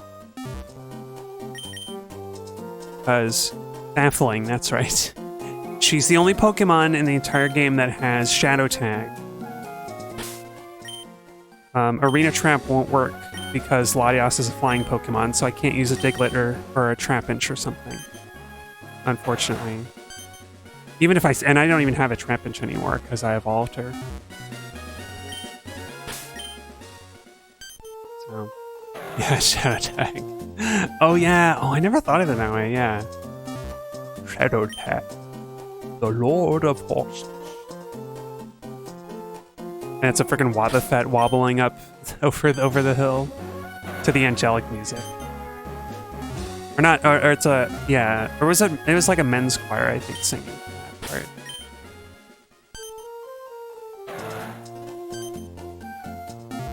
Ah, buffet. Like, wow. It's beautiful and majestic. How did Gandalf meet such a creature? Yes, we let the dog out. Oh boy. Oh boy, what a loaded song.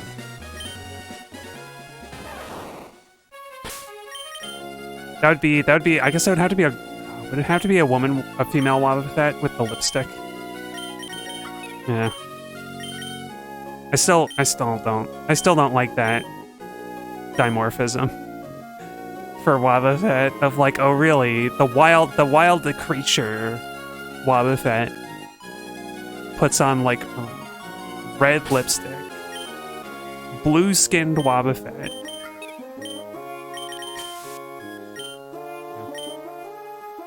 Yeah, I mean, because like, let the dog, like the dogs that they're referring to are like, they're saying like ugly women, like who let the ugly women out.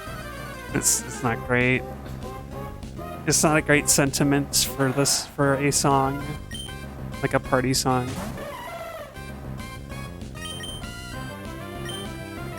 I think they argued that it was supposed to be tongue-in-cheek, but like, you are saying the thing.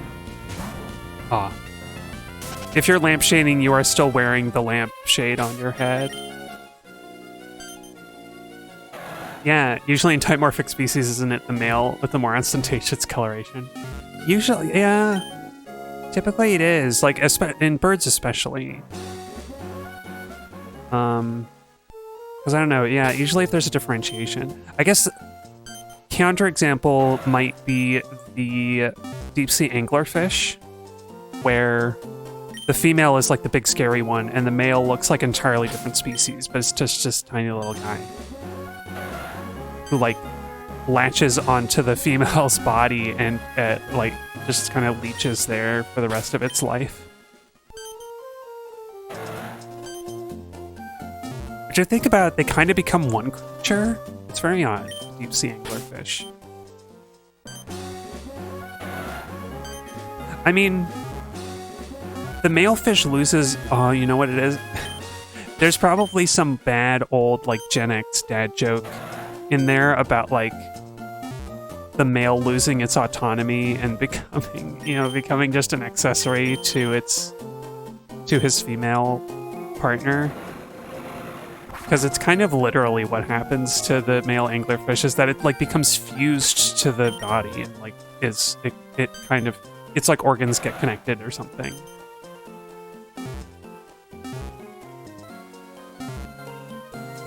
Wasn't there an early indie game that was basically that? Passage. I don't know. Maybe.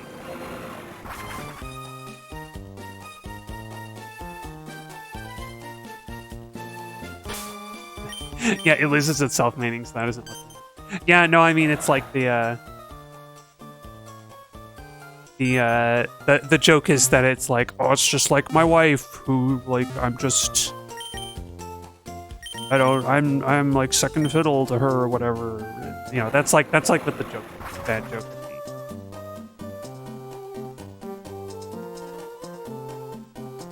Oh, wait.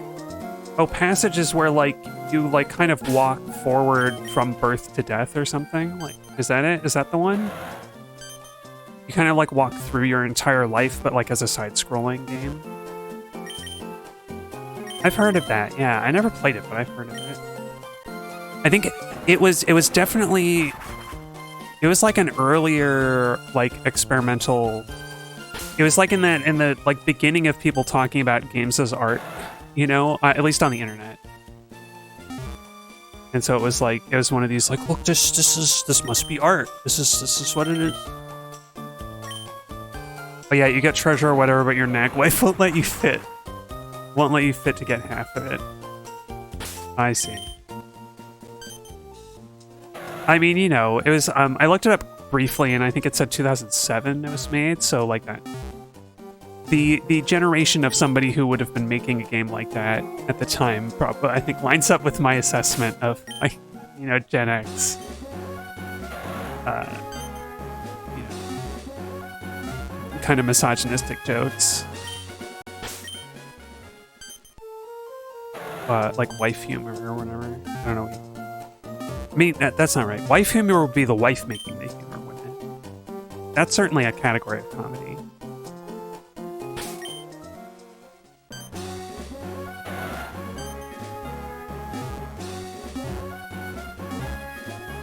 We've got like one more encounter before I have to end the stream. Yeah, exactly. Why then? In that case, why ever get married?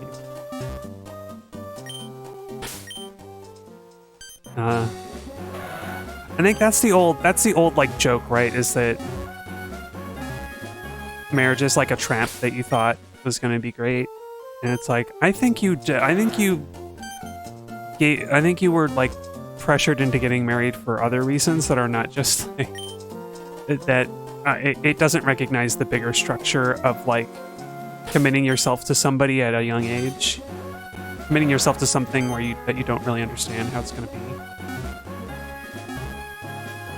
It also centers, those kind of jokes also center the suffering around the man and don't recognize that like, hey, maybe the wife isn't happy either. And maybe she had less of a choice than you did.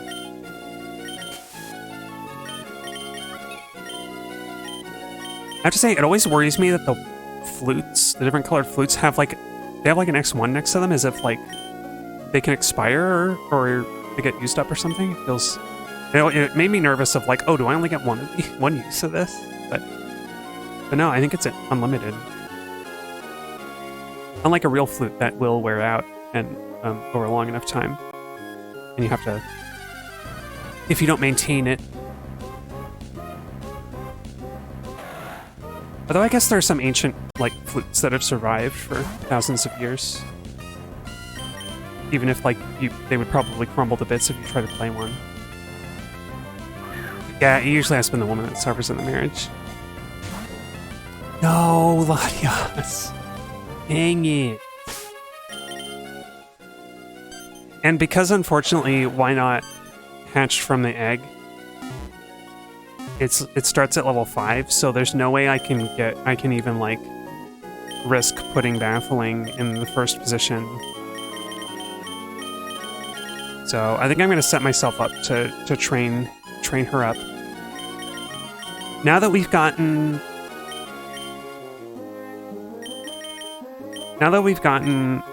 Latias down to low health and sleeping, I'm going to go in between streams. I'm going to try and train up